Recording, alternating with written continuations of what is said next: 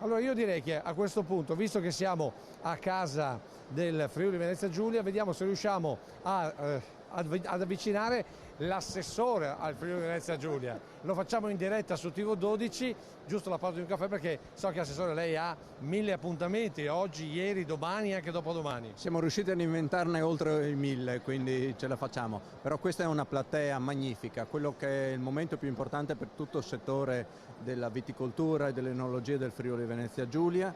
Questo è il settore di riferimento, è il momento di riferimento per il mercato nazionale ma anche estero, dove i buyer dell'estero qui sanno di trovare il nostro paese e la nostra regione, quindi è indispensabile riuscire ad avere la maggior presenza, la maggior capacità e la forza più elevata possibile qui a Vinitaly. Ecco, oggi è anche il giorno del Made in Italy, oltre che del Vinitaly, un Made in che in Friuli si declina anche attraverso il settore vitivinicolo con delle enormi eccellenze. Ma guardate, la nostra regione è la regione che ha il maggior rapporto in proporzione tra la superficie viticola e la superficie agricola.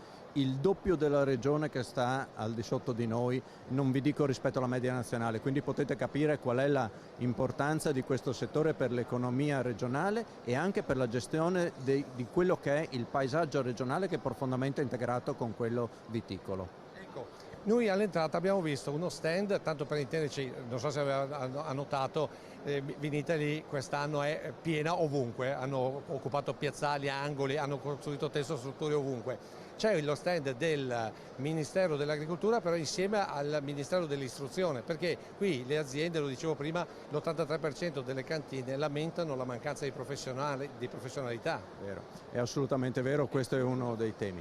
Allora, noi nella realtà stiamo sostenendo tantissimo quelli che sono gli istituti agrari, per dirne una.